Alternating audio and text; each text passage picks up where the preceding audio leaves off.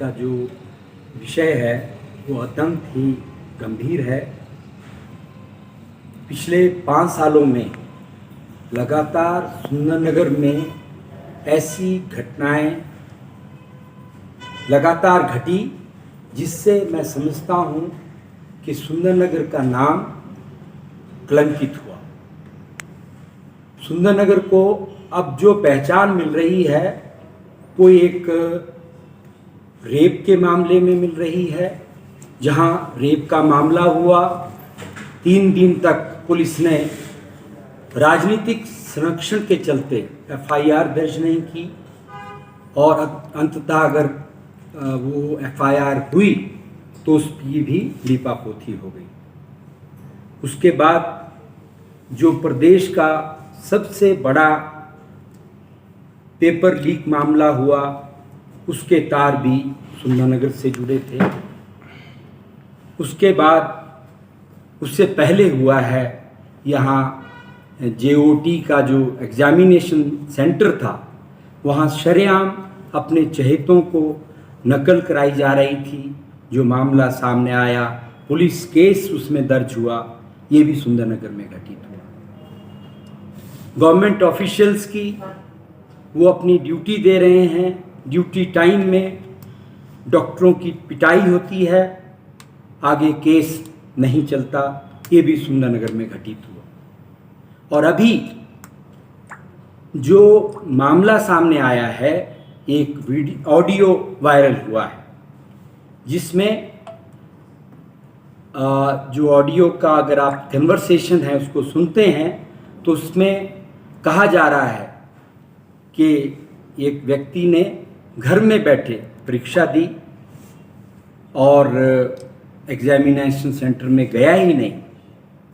यदि ये audio video जो ये है, इसकी उच्च स्तरीय जांच होनी चाहिए, क्योंकि ये बड़ा गंभीर मामला है। हमारे नौजवान पढ़ते हैं, तैयारी करते हैं, एग्जामिनेशन सेंटर में जाते हैं, वहाँ तो उनके ऊपर कई तरह के चेक किए जाते हैं, लेकिन ये क्या है कि कुछ आदमियों को special privilege under special protection एक संरक्षण के दिए जा रहा है। आपके वो निजी चालक हैं, उनको एग्जामिनेशन सेंटर ना भेजकर घर से उनसे पेपर कराया जा रहा है, जो इस ऑडियो में सुनाई दिया जा रहा है।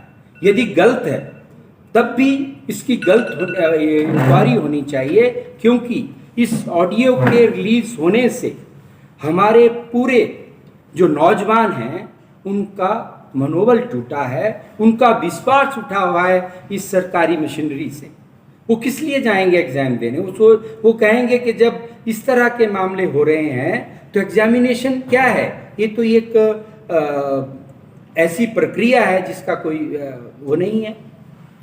तो मैं ये कहना चाहता हूँ और मैं पुलिस विभाग से इस ऑडियो का जो ये मामला आया है, इसको स्वतः इसमें एफआईआर दर्ज करे, उन आदमियों के इंक्वायरी की जाए और ये सच्चाई सामने जनता के आनी चाहिए।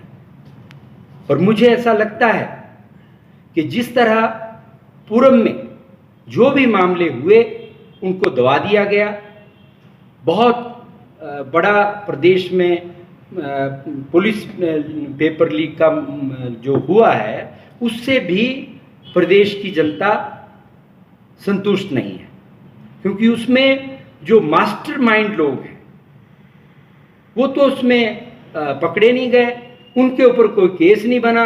प्रिंटिंग प्रेस का एक जो कर्मचारी है वो इसमें के अंदर वो बना हुआ है, जबकि इसमें बहुत बड़ा रैकेट था, पुलिस विभाग इसमें सम्मिलित था, लेकिन सरकार के संरक्षण के चलते ये भी एक महज औपचारिकता के लिए इंक्वायरी हुई, केस दर्ज हुए।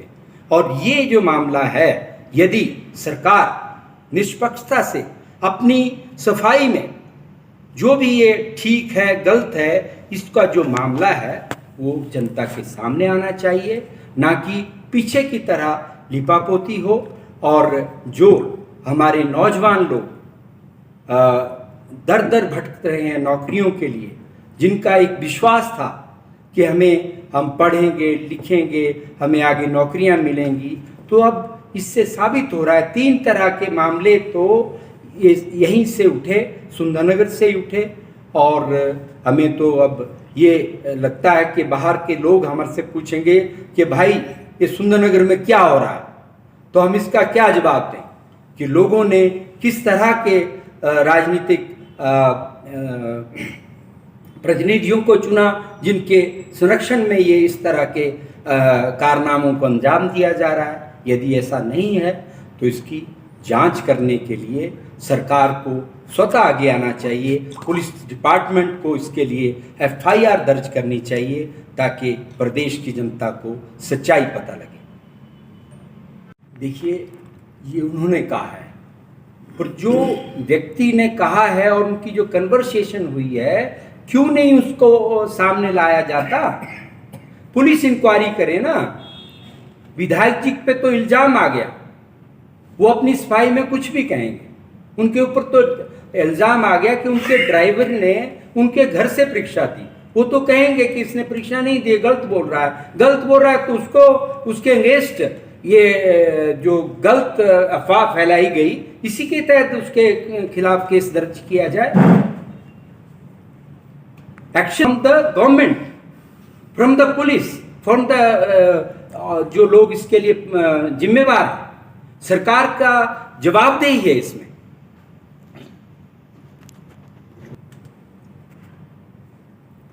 कांग्रेस इस मामले को जैसे चुनाव सिर पर हैं, किस तरह से बनवाना चाहेगी, क्या आगे एजेंडा रहेगा जी? देखिए, ये इलेक्शन का तो लोग जनता फैसला करेगी, प्रदेश के बेरोजगार फैसला करेंगे कि जो उनकी मेहनत है वो कहाँ जा रही है। वो मेहनत तो कर रहे हैं कि एक स्वच्छ प्रक्रिया के तहत उनको नौकरी का चांस मिलेगा, लेकिन अगर इसी तरह से परीक्षाओं में नकल शरेआम कराई जाती है, पेपर दिए जाते हैं, पेपर लीक हो रहे हैं और अब एग्जामिनेशन सेंटर में जाने की ज़रूरत ही नहीं है, घर से ही पेपर दिए जा रहे हैं, तो ये तो अपने आप प्रदेश की जनता और बेरोजगार जो हमारे नौजवान हैं अपने आप उसके ऊपर फैसला करेंगे। ये मुद्दा कोई बनाने का मुद्दा नहीं है। इसमें जो हुआ है वो उसके लिए जिम्मेवार है और वो घटित हुआ है, उसके ऊपर ये हो रहा है, उसके लिए उसके वजह से मुद्दा बन रहा है। ये कोई राजनीतिक लोग नहीं इसको मुद्दा बना रहे हैं।